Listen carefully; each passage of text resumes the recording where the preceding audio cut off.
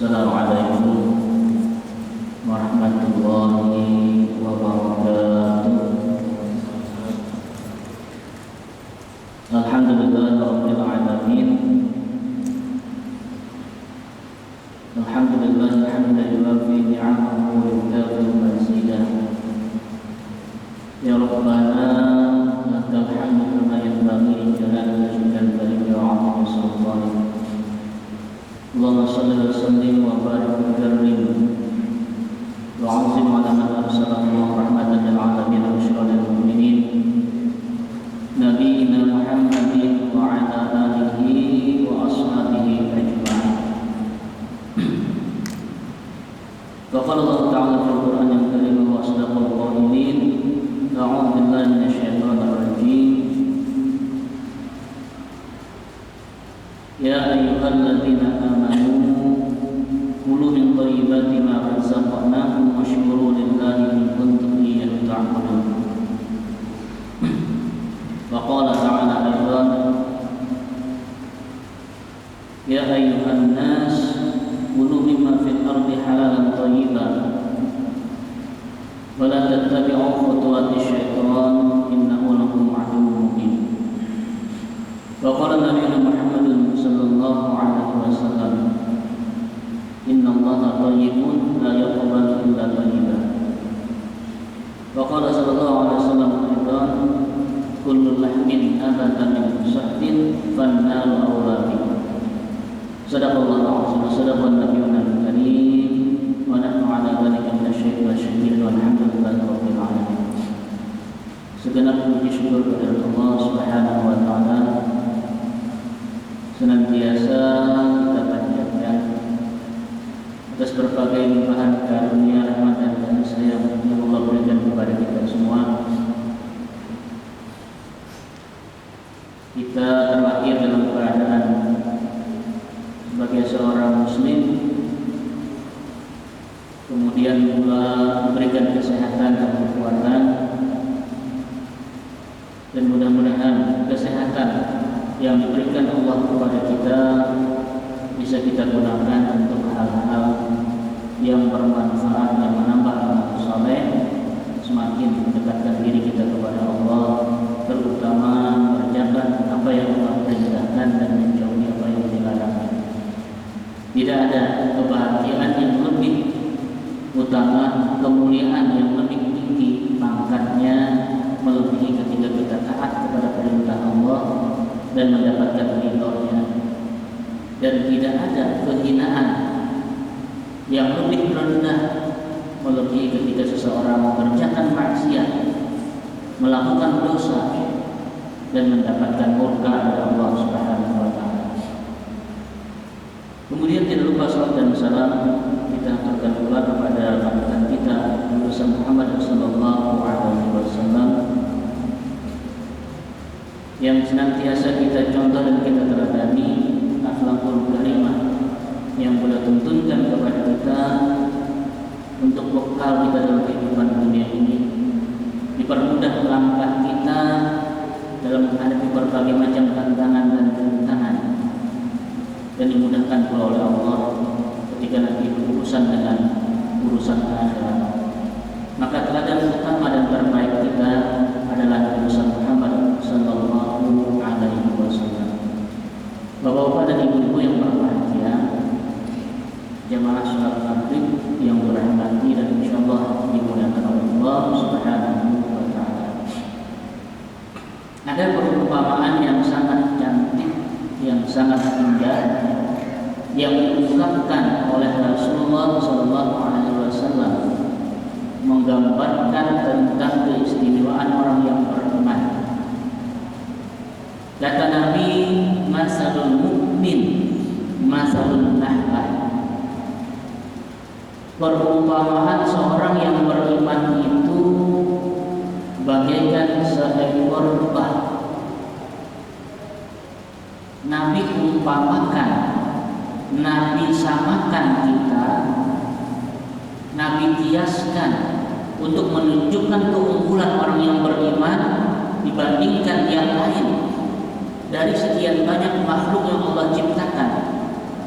berbagai macam jenis dan bangsa manusia saja, apalagi makhluk yang lain. Manusia saja berbagai suku, berbagai ras, berbagai agama. Nah, menunjukkan keistimewaan orang yang beriman dibandingkan yang lain. Itu kata Nabi, serupa dengan lebah dibandingkan makhluk atau binatang yang lain. Kalau kita lihat lebah, ini istimewa sekali, beda dengan makhluk-makhluk yang lain, dengan ciptaan-ciptaan Allah yang lain, dengan binatang-binatang yang lain. Sangat istimewa lebah ini, luar biasa. Tidak ada satu jenis binatang pun yang mencari makannya seperti lebah. Lebah yang dimakan itu yang baik dan yang berkualitas. Binatang mana aja kita cari tidak ada. Baik yang melantang di bumi ataupun mungkin yang terbang di udara ataupun yang di dalam air. Lebah hanya menghisap saripati bunga yang halal-halal, yang baik-baik, yang bergizi, yang bagus. Beda dengan lalat, beda dengan ayam, beda dengan binatang-binatang yang lain. Istimewa lebah sama dengan orang yang beriman seharusnya. Lebah tidak mau memakan atau menghisap yang kotor-kotor, yang bau, apalagi makanan yang basi. Orang beriman itu istimewa, indah, cantik, persis seperti lebah.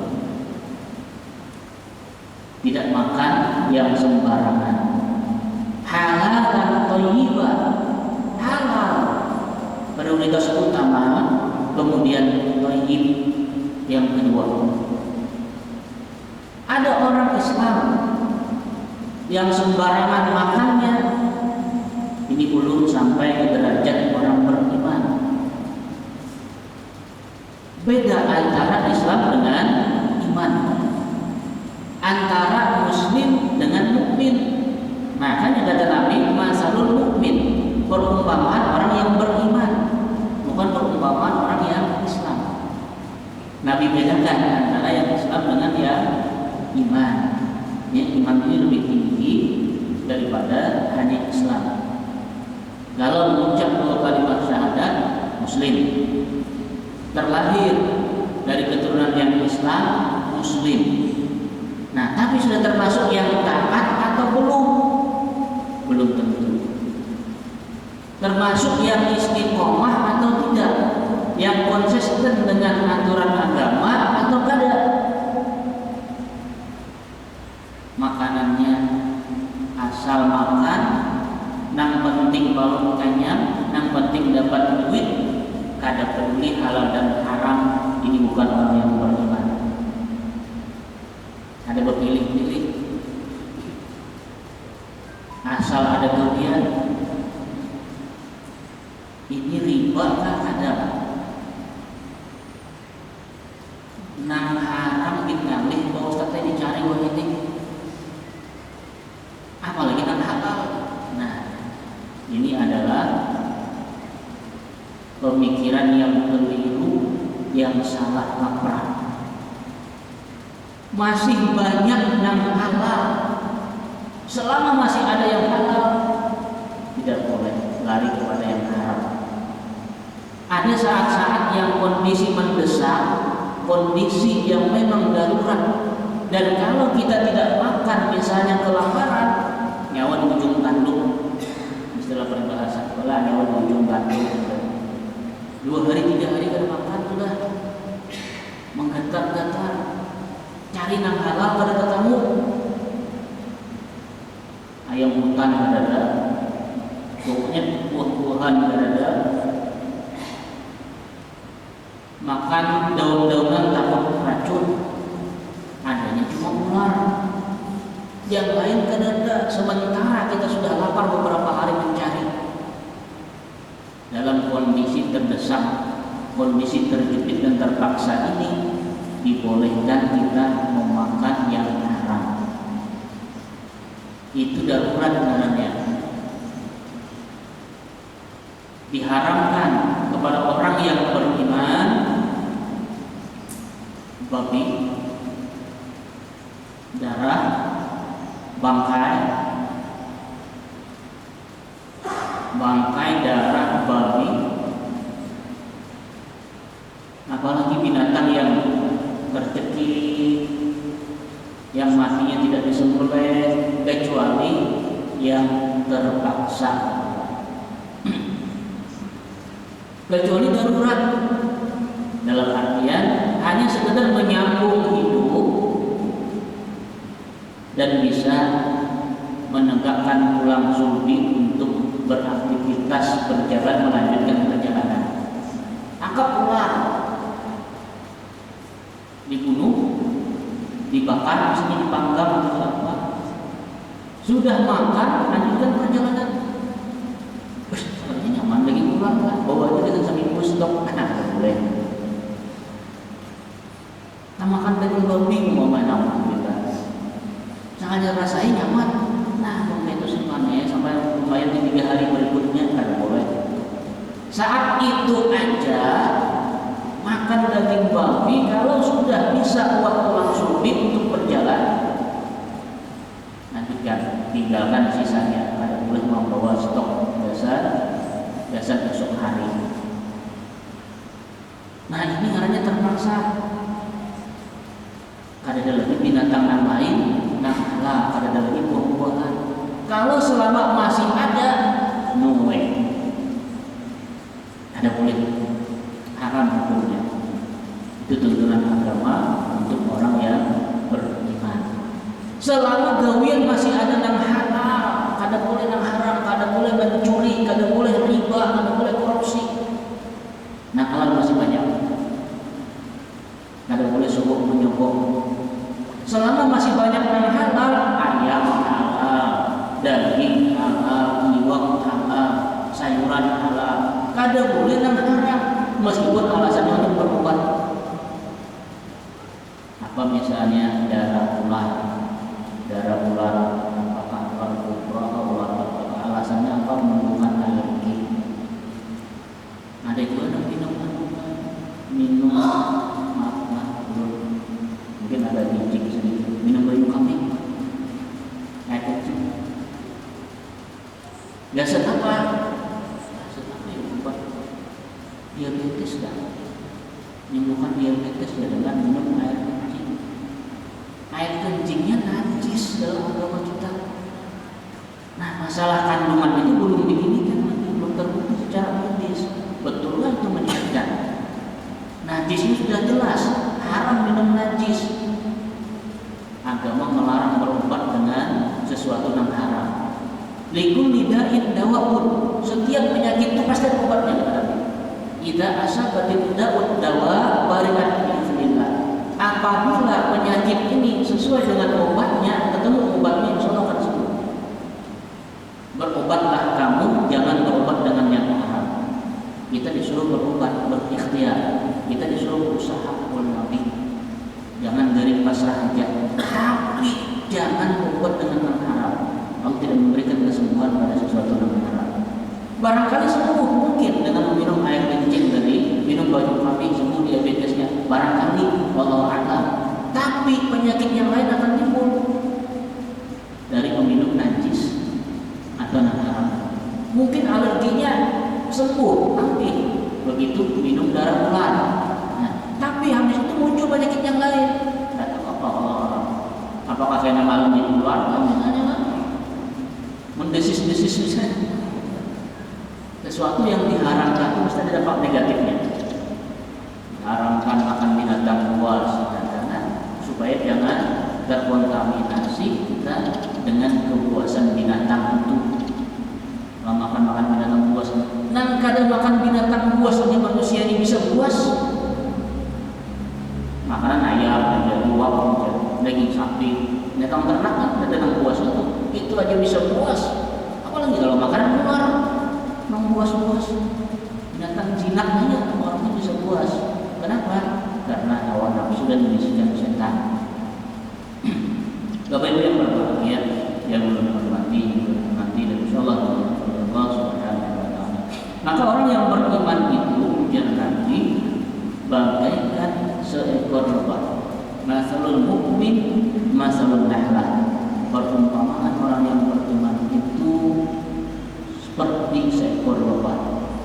Ini akalat thayyiban. Jika lebah itu makan yang baik-baik, makan sesuatu yang baik. Ini karakteristik orang yang beriman, karakteristik seekor lebah. Ada pernah lebah itu makan yang kotor, yang tidak bergizi, yang basi, yang tidak sehat. Kemudian wa'in wada'at thayyiban. Jika ia mengeluarkan sesuatu yang baik. Nah, maksudnya mengeluarkan sini kalau lebah artinya madu yang dikeluarkannya. Bahkan dewasa ini ada sesuatu yang obatnya lebih berkali lipat, mungkin 10 kali lipat lebih baik daripada madu. Air liur lebah yang disebut oleh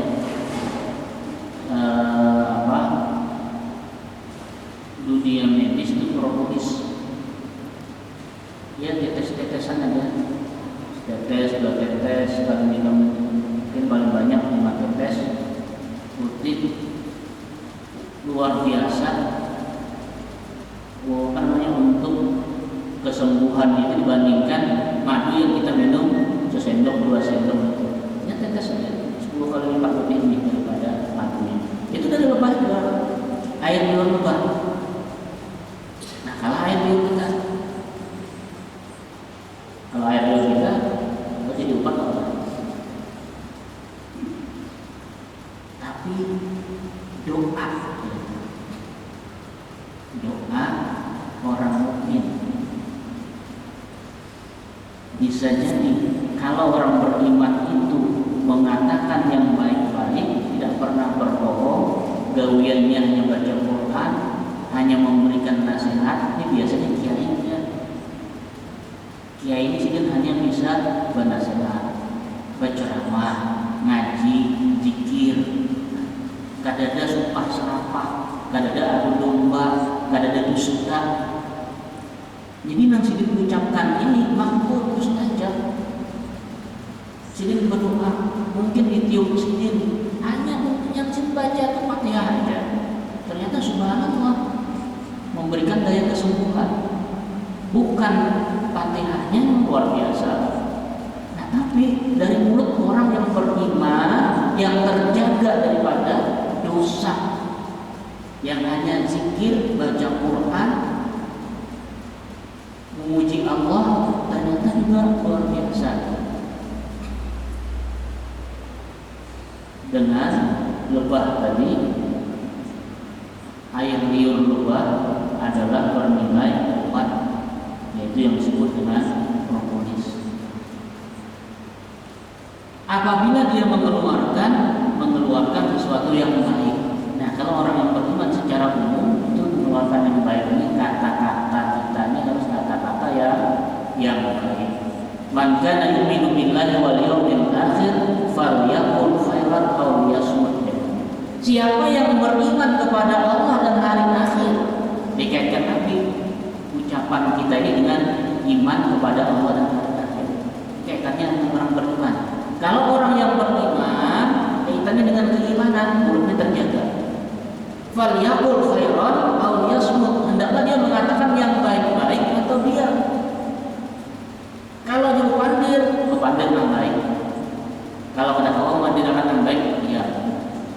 Jangan mengatakan kata-kata yang kotor. Nah, makanya orang yang beriman itu kalaupun marah sekalipun, kalaupun istilahnya emosi, sarik, bahasa banyak sakit, kata-kata itu tetap terjaga. Tidak akan keluar kata-kata sumpah serapah. Banjar itu mohon maaf, pambuk bakal. Maaf kalau kira-kira banyak kalau kita mendengar itu orang biasanya bilangnya jengkel, emosi, sembur. Nah, ucapan mereka itu kata-kata yang tidak terkontrol. Nabi, kalaupun beliau marah, dan Nabi tidak pernah marah kalau sidin yang menyangkut dengan pribadi. Fisik Nabi diganggu, dilempari kotoran, diludahi, Nabi tidak pernah marah. Senyum. Tapi kalau hukum Allah dilanggar, kalau masalah urusan agama, Nabi marah. Kalau melanggar perintah Allah, kalau tergauli larangan. Dan marahnya Nabi muka sidin dia memerah. Para sahabat tahu kalau Nabi itu diam dan muka Nabi kelihatan merah, Nabi itu lagi marah. Kedua ini sahabat manapun macam-macam, kedua ini sahabat marah. Tapi marahnya Nabi tidak ada kata-kata yang keluar, kata-kata yang memaki misalnya, yang menyudutkan, yang menyakitkan. Buat kamu awasnya ada bagaimana? Umpati aku bahasa Banjar lah. Masa ini udah berpaham? Awasnya kamu sudah kada berpikir kamu ngomong bahasa kita yang ngomong lain. Ada pernah Nabi ngomel ngomong lain pernah. Dan pembantu Sidin Anas bin Malik. Malik bin Anas itu Imam Malik. Ada sahabat yang jadi pembantu Nabi, Anas bin Malik. Lain Malik bin Anas orang Arab kan kemarin kan balik begitu. Abdullah bin Ahmad bin Abdullah, Hamid Mahmud, apa itu jangan orang Anas bin Malik. Ini sahabat. Nah kalau Imam Malik bin Anas itu tabi'in, generasi di bawah. Jadi ujar Anas bin Malik 15 tahun menjadi pembantu Nabi, berkhadam dengan Rasulullah, khadimkan Nabi. Kada pernah Nabi itu menyuruh, anu penggawi bang itu bang nah. Kada pernah Nabi menyuruh. Kemudian kada pernah juga melarang. Jangan itu salah mandak di situ, jangan mau kada pernah. Kawan pembantu itu kada pernah menyuruh, kada pernah melarang. Jadi kita dasar pembantu itu apa kan digawinya, apa nanti dijapainya. Ada baris ini. Nabi tidak pernah menyuruh, tidak pernah melarang. Dan apalagi di rumah Nabi pernah terdengar keributan, piring terbang, misalnya gelas pecah. Ada pernah terdengar suara makian. Kalau kita marah kan berkelahi walaupun ini aku orang sekampungan. Bukan hanya tetangga dari kanan, tapi orang sekampung bikin umpama. Ada pernah ngomel, apalagi tangan yang memukul, apalagi batis yang menendang. Dan pernah kalau kalahin dulu ini pernah, atau saya kalau anak itu Nabi mencontohkan orang beriman kalau kita jengkel misalnya marah, sarik, Tanggul secara baik. Jangan sampai menghina, jangan sampai memaki. Atau kada pantas ya. Nah, barang siapa yang beriman kepada Allah dan hari akhir, hendaklah mengatakan yang baik-baik atau diam. Jadi mengeluarkan yang baik. Melakukan tindakan dan perbuatan yang baik, jangan merugikan orang lain. Khairun nas anfa'uhum linnas. Manusia terbaik adalah yang paling bermanfaat bagi manusia lainnya. Dia memberikan manfaat, kontribusi, bukan hanya apa yang bisa kau dapatkan, tapi apa yang bisa kau berikan. Itulah karakter orang yang beriman. Apa yang bisa dibantu? Kalau kita terlibat organisasi, misalnya terlibat kegiatan masyarakat, kalau ada nilai duitnya, ada menguntungkan, ada jalan. Kalau orang beriman menyumbangkan apa yang bisa disumbangkan, kada bisa nyumbang harta, nyumbang tenaga. Ada kawan nyumbang tenaga karena sudah tua atau fisik lemah, nyumbang pemikiran. Ada kawan nyumbang pemikiran karena ada ide-ide dan sebagainya. Umpat senang marah. Terakhir ada kawan juga umpat senang dia. Dengan dia sudah nyumbang kita, nyumbang duit ada, nyumbang ide pemikiran ada, hakikiyahnya pulang-pulang. Dina menghalang-halangi dengan apa sebagainya. Nah ini kan caranya dibawa salah, ditinggal salah, dibawa mengguyang ke dukung, bisa terbalik, ditinggal menarik ke dukung. Nah, cara masalah. Nah, artinya diikutkan, bikin kacau. Ditinggal, tidak terima, tidak mau dia rugi, harus mendapat untung. Bila ada di masyarakat orang ribut, kalau tidak ada juga orang senang. Nah ini satu bentuk ya orang itu tidak disenangi oleh orang lain. Tapi kalau keberadaannya bermanfaat bagi orang dan ketidakadaannya orang mencari, nah itu berarti bagus. Itu memberikan kontribusi dan amal soleh bagi lingkungan. Maka khairun nas anfa'uhum linnas. Manusia yang terbaik dan adalah yang paling banyak memberi manfaat dan kontribusi bagi manusia lainnya. Ini karakter orang yang beriman. Persis seperti lebah, in wada'at wada'at thayyiban. Jika dia mengeluarkan, itu yang dikeluarkan yang baik-baik. Karena mau memberi ke orang lainnya yang terbaik. Wa in waqa'at 'ala 'udin nakhilin lam tusirhu. Apabila dia hinggap di dahan yang kecil, dia tidak mematahkannya. Yang lebahnya di mana dia berada, di mana dia hinggap, dia tidak merusak lingkungan, tidak mematah dahan yang dihinggapinya, tidak merusak bunga yang dihinggapi dan dihisap sari-sarinya. Kadang matian kembang. Habis dihisap lebah, yang kambangnya ini tidak merusak lebahnya. Nah, beriman kan seperti itu karakternya. Selalu memberikan manfaat dimanapun dia tinggal dan tidak menjadi sampah masyarakat. Islam menyebar ke Asia, maju Asia, hidup peradaban di sana. Islam dulunya kan munculnya di Mekah, tidak ke Madinah. Mekah dan Madinah tanah Arab yang dulunya tidak dikenal dalam peta peradaban. Dua penguasa Romawi dengan Persia, dua kekuatan besar ketika itu tidak ada melirik Arab ini. Dianggap orang yang tertinggal dan terbelakang. Tapi dengan munculnya Islam, Arab jadi maju. Jadi punya kekuatan, tenaga superpower baru dan menguasai dunia, menyebarkan manfaatnya hampir ke segala penjuru dunia, sampai ke Eropa, sampai ke Andalusia, sampai ke Asia, sampai ke Cina. Kemanapun Islam itu menyebar, menimbulkan manfaat, memberikan kontribusi, memajukan peradaban. Itulah ciri karakter orang yang beriman. Selalu memberikan manfaat bagi lingkungan dan tidak merusak. Jadi kada benar, tidak benar yang disebarkan oleh orang-orang yang benci dengan Islam. Islam itu teroris, Islam itu radikal.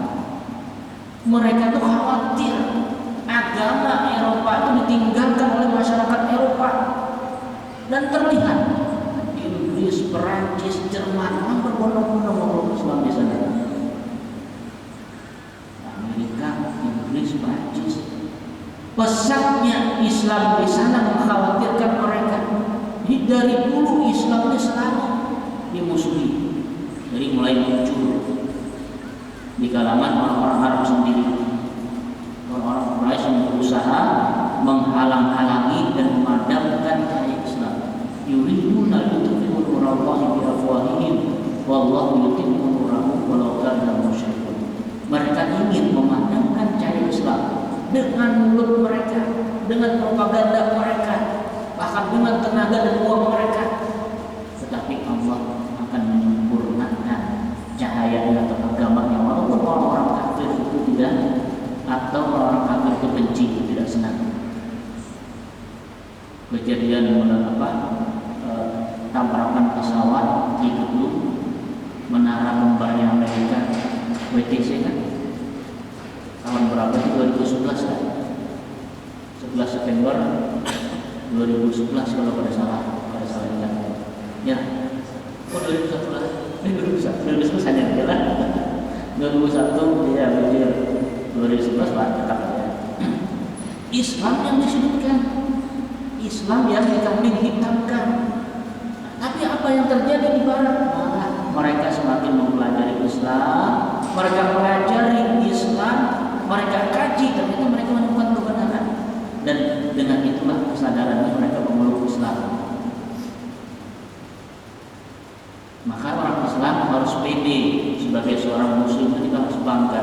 Jangan sumpah, jangan malu. Islam itu tinggi, Islam itu mulia. Al-Islamu ya'lu wa la yuqta 'alaihi.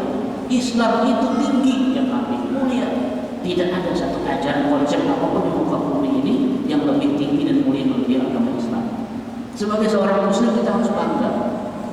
Makanya harus paham agama kita, tampakkan bagaimana seorang Muslim yang sebenarnya. Jangan menyepelekan di bahasa Banjar. Ini bukan Islamnya yang salah. Kalau ada satu atau dua umat Islam yang menampilkan kelakuan yang tidak Islami, itu bukan Islam, tapi individualnya, bukan Islam. Bapak Ibu yang berbahagia, yang menghormati, yang dirahmati dan insyaallah dimuliakan oleh Allah Subhanahu wa taala. Nah, kemudian ada karakter yang berikutnya, yang keempat, karakter seorang Muslim itu sebagaimana lebah. Lebah tidak pernah cari musuh. Lebah itu sibuk dengan dunia mereka, membangun sarang, menghasilkan madu. Ada pernah mengusik orang lain, ada pernah mengganggu orang lain. Mereka bikin sarang di gunung-gunung, di atas pohon-pohon yang tinggi. Mungkin ada rumah yang tidak berpenghuni lagi, rumah yang tinggi, di sana mereka bikin sarang. Kadang pernah mengusik orang lain, kadang mengganggu orang lain. Tetapi kalau diganggu, tidak pernah mundur dan menyerah. Kalau coba-coba mengganggu sarang lebah, kemanapun kita buka akan disasarnya. Ini seorang Muslim tidak mencari musuh. Tapi kalau ada yang berani mengusik, mengganggu, merendahkan harkat dan martabat seorang Muslim, Islam akan bangkit. Orang Islam harus kompak, harus bersatu melawan mereka yang mengusik dan merendahkan harkat dan martabat agama Islam, bahkan seorang Muslim. Ada pantang mundur. Jadi bahasa Banjar itu apa? Wajah sampai ke puting. Bahasa Banjar dulu berpaham yang wajah sampai ke puting. Wani hangit, mana? Wani hangit. Kalau orang Banjar paham. Wani hangit. Ada mundur bila ketemu musuh. Artinya orang musuh itu gentleman. Ada perang takut. Hanya dua aja pilihan. Bila Anda menang, mulia dengan merdeka tadi, atau syahid fisabilillah. Berjuang di jalan Allah, gugur mati syahid masuk surga, atau diberi Allah kemenangan, jaya Islam. Itulah yang dilakukan generasi terdahulu para sahabat. Tidak takut mati. Nah, jangan coba-coba mengusik Islam. Bapak Ibu yang berbahagia, yang menghormati, dirahmati oleh Allah Subhanahu wa taala. Jadi dulu ada zaman Nabi itu orang Yahudi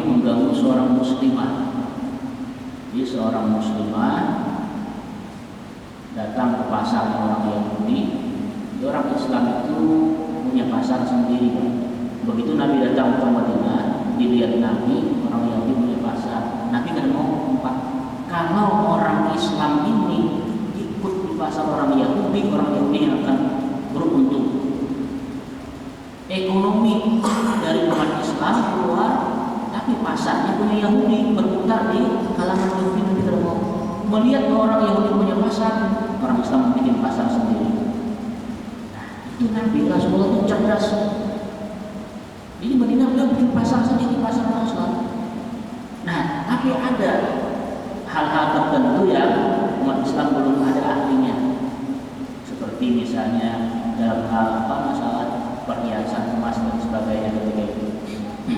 Ini seorang muslimah ini mau menginginkan perhiasannya ke orang Yahudi penjual emas ini, entah mau memperbaiki anting yang patah, tapi dijahilin oleh orang Yahudi ini.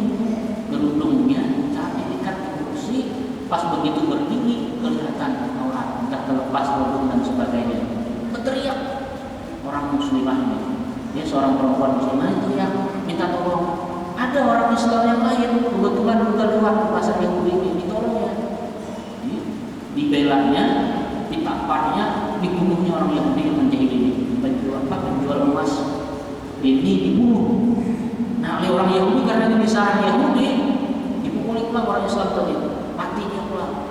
Sampai kabar ke telinga Nabi Rasulullah, diserang Nabi Bani Qainuqa, dikepung sampai berhari-hari, berminggu-minggu, dan diusir dari Madinah.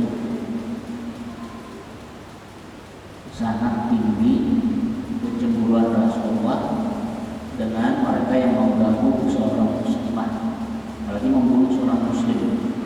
Nah, itu banyak cerita-ceritanya. Zaman Khalifah ada seorang perempuan yang minta tolong dengan orang Tasik, padahal jauh jaraknya.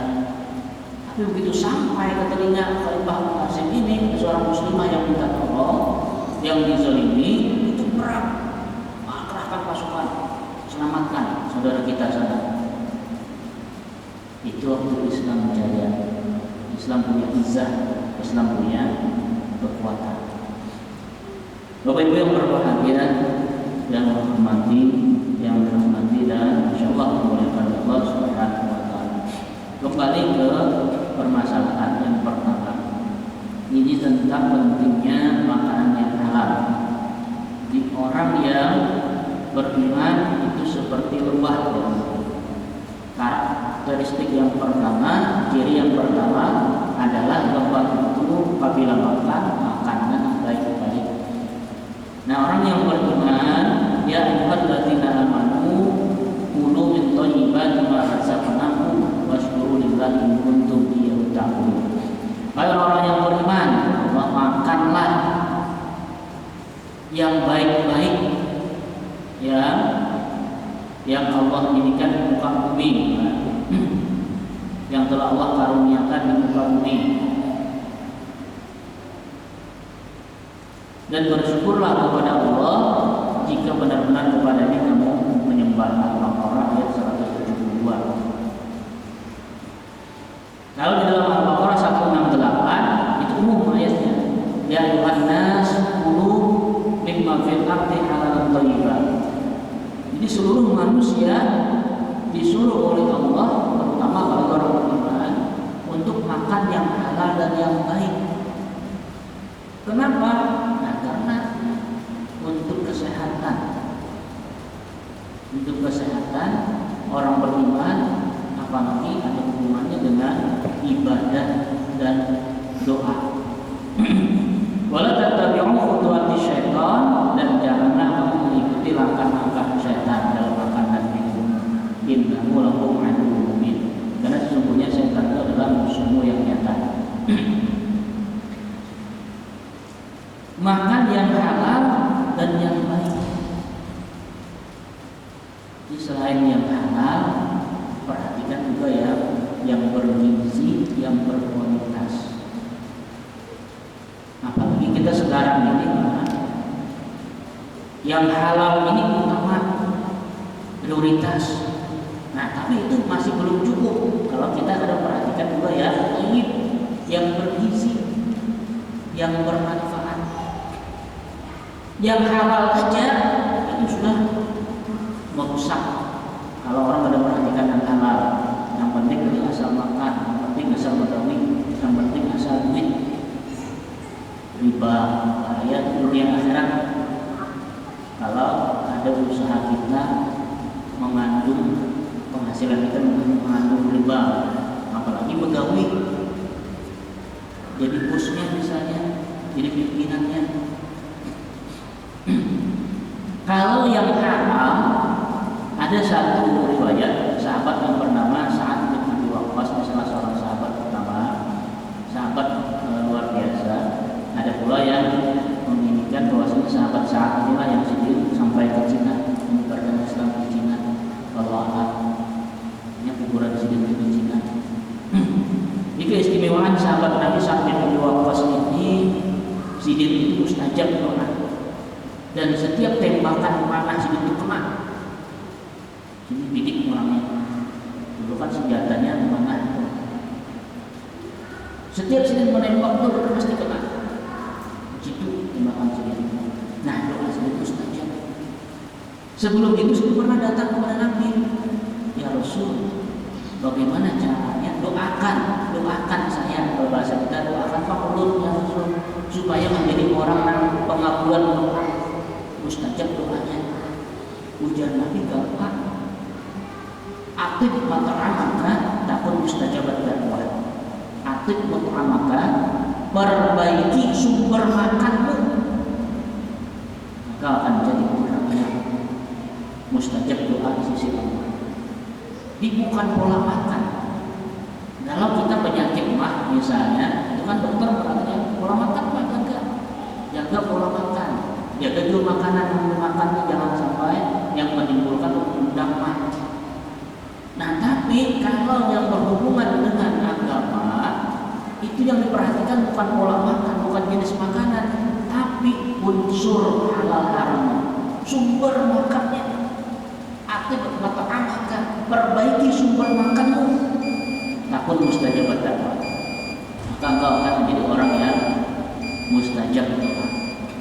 Sumber makan itu yang bagaimana? Yang halal atau yang haram? Kalau kita bisa menjaga yang halal, biar sedikit tapi halal, itu jauh lebih berkah daripada banyak tapi bercampur dengan yang haram. Jadi yang diwanti-wanti itu kan selain yang haram itu ada adiknya yang haram itu apa? Syubhat. Ada halal, ada haram. Halal itu jelas yang Nabi sudah bilang ampun kita, ada merampas orang lain, ada mengambil hak orang lain, itu halal. Nah, tapi kalau alhamdulillah diambil dengan cara yang kada halal, misalnya jual beli tapi ada ustadznya, atau dengan merampas korupsi sebagainya, itu haram. Jadi yang halal itu sudah jelas, yang haramnya sudah jelas. Namun antara halal haram ini ada yang remang-remang, tengah-tengah. Nah, remang-remang ini seperti apa? Lain bisa, tapi milik orang juga ada jelas siapa akunnya. Nah, kalau kita ambil, kita embat, itu syubhat. Orang yang menjaga dari yang remang-remang, dari yang syubhat ini, berarti dia menjaga agamanya. Tapi yang ada menjaga dari yang syubhat, berarti dia akan menjaga agamanya. Dia akan terjatuh kepada yang haram kalau mencari yang syubhat-syubhat tadi. Nah, artinya jangankan yang haram, yang syubhat itu bahaya. Nah, kada jelas halal haramnya. Orang Islam, orang beriman, apalagi dia sedikit tapi halal, jauh lebih berkah. Maunya kita itu banyak dan berkah kalau bisa. Nah, kalau kada bisa, kada usah mencari yang banyak, penting jaga nang halalnya. Kenapa? Karena nang halal ini kalau haram nang kita makan, perbaiki sumber makanmu, yang Nabi dan sahabat saat itu. Kenapa? Karena satu suapan yang kita makan bersumber dari yang haram itu hari ibadah kita akan diterima oleh Allah. Ibadah kita ditolak. Kalau dalam 40 hari ini misalnya meninggal dunia, na'udzubillah, berarti meninggal dalam keadaan su'ul khatimah. Nah kemudian kalau tubuh jadi darah daging, dan kita makan ini, walaupun sesuapan, tapi jadi daging, maka ayyul lahmin nabatan min syahtin fannaru awwalin. Daging mana ada jangan nanti tumbuh dari sumber yang haram, itu pasti tempatnya adalah di neraka, bahkan masuk ke dalam neraka. Nah hadis yang lain ada menyebutkan bahwasanya doa orang yang bergelimang dengan yang haram itu mustajab, pada Allah kabulkan, meskipun dia musafir, meskipun dia miskin, dia memprihatinkan. Kan salah satu yang dikabulkan doa itu doa musafir. Kenapa? Karena orang musafir ini dalam keadaan membutuhkan bantuan, kehabisan dana. Kemudian dulu kan musafir itu orangnya gampang nyampi, busuk dan sebagainya. Pokoknya berkasihan lah. Nah meskipun dalam keadaan seperti itu, Allah ini kan maha pengasih. Namun orang ini dia tidak menjaga dari yang haram. Makanannya haram ya Nabi, minumannya haram, atau pakaian yang melekat di badannya itu haram. Meskipun dia memelas, menangis-nangis, keluar dari mata darah, ya Allah, saya, ya Allah, ya Allah kabulkan doa saya, ada bisa dikabulkan. Fa anna yustajabu lahu, bagaimana mungkin jangan bisa dikabulkan? Sementara dalam perutnya ada makanan atau minuman yang haram, atau yang melekat di badannya ada pakaian yang haram, mustahil bisa dikabulkan doa. Nah, ini efeknya yang haram tadi. Kalau orang Islam, na'udzubillah, bergelimang dengan yang haram, doa kita akan dikabulkan. Hanya kalau perang dengan Nabi itu sangat memperhatikan sekali syaratnya perang.